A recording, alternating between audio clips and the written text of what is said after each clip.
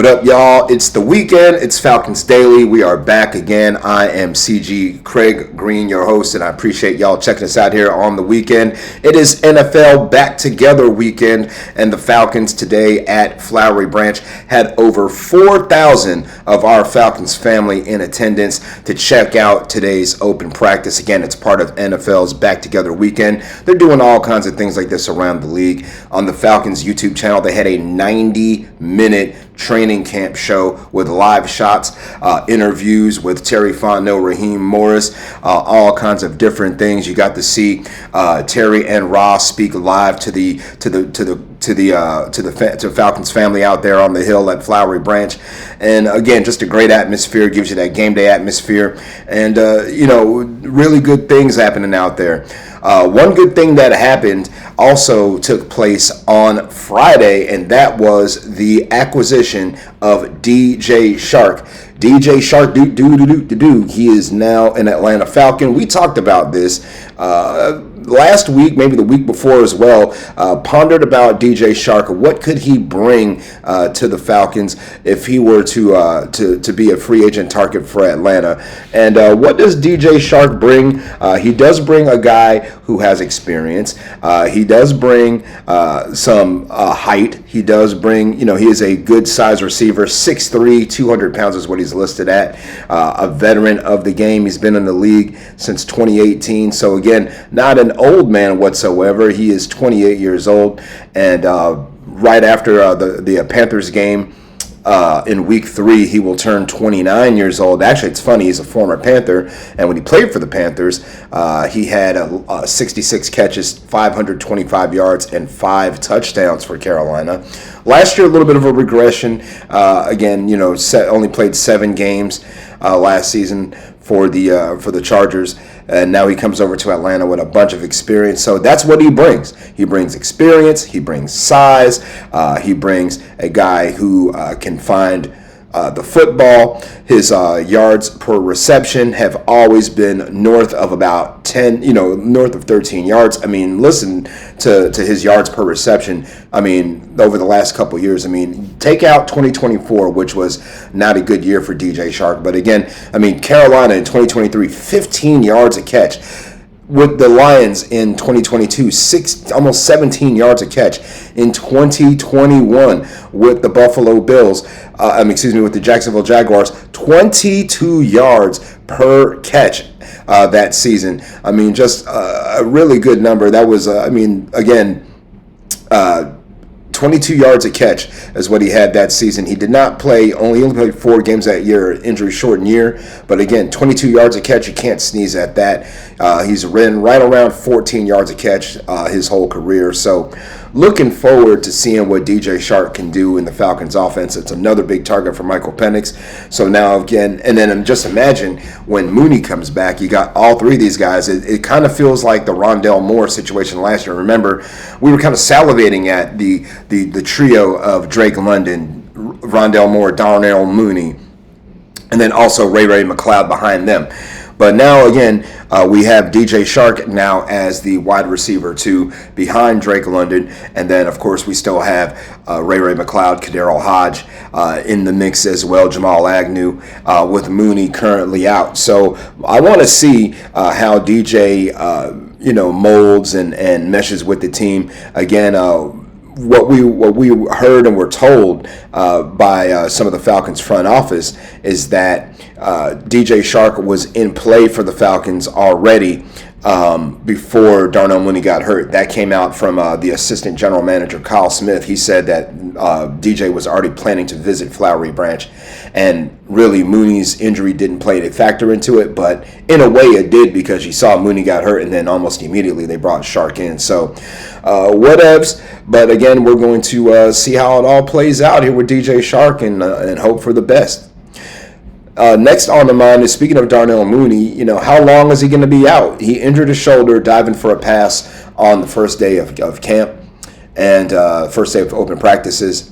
And right now, the consensus is that he's going to be out. They're saying a few weeks with a shoulder injury. So what's a few weeks? 3 weeks, 4 weeks? Is he going to be, number one thing for me, is he going to be ready for week 1? If he's not ready for week 1, then you have some concerns, I think, right there. If it's maybe a bruise, contusion, maybe a strain of the shoulder or something like that, I understand the Falcons taking it cautious and just shelving Mooney for the rest of training camp. But again, training camp ain't going to last but just a couple of weeks. So what's a few weeks, right?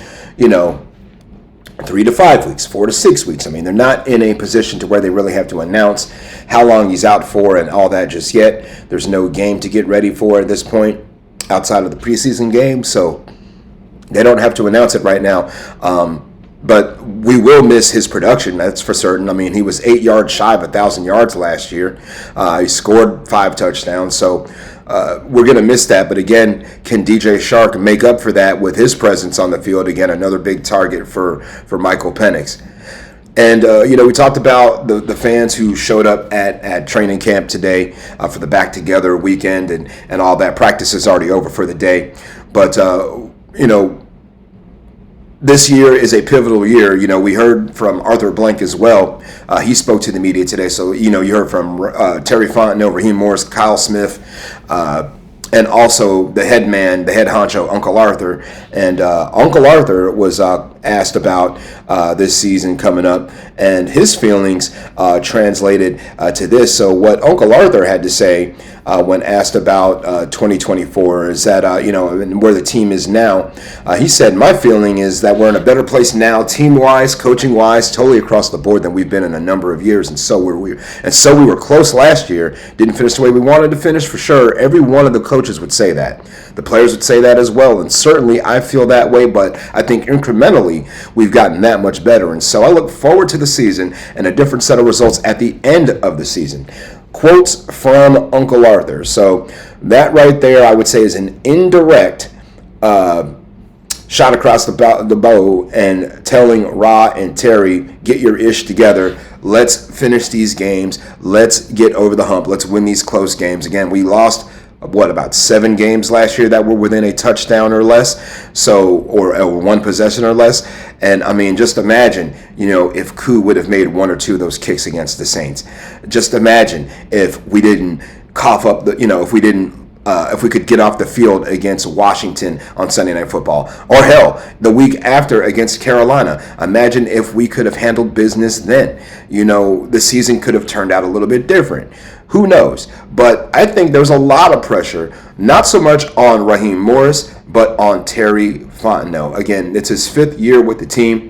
The fans clearly love him out there at Flowery Branch today. I mean, they were literally chanting Terry, Terry, Terry when he got the mic and was speaking to the fans. They even started singing "We Ready," because Terry asked all the fans, he said, your job is to show up on September 7th and be there on time. And be loud when the Bucs have the ball, be quiet when the Falcons have the ball, and make Tampa Bay feel uncomfortable.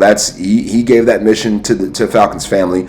Not like y'all don't know that already, but still, he's just reiterating how the fan can play a factor in wins. So, I think it's a huge year for Terry Fontenot. Again, year 5, hasn't had a winning record at all here in Atlanta. Had some good drafts, but right now the results aren't there on the field. Raheem Morris, a little less pressure. Again, year 2, got a young quarterback, a first-year defensive coordinator. First year back with the Falcons. Got an experienced defensive coordinator. Got an experienced offensive coordinator here.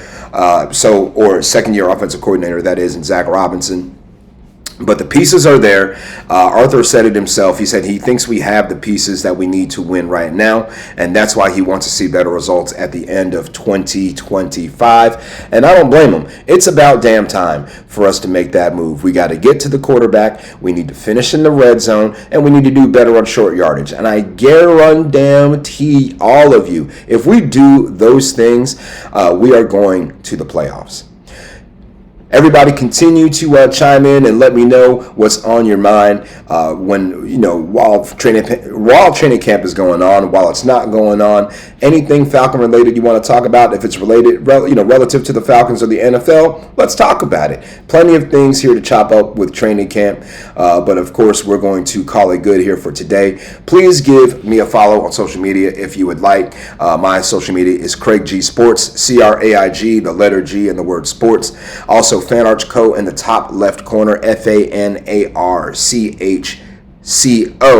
FanArchCo is where you can find them. And if you have not hit subscribe yet on this particular platform on YouTube, please do so. Hit subscribe and make sure your notifications are on, so when Falcons Daily drops, you know about it before any of your friends do.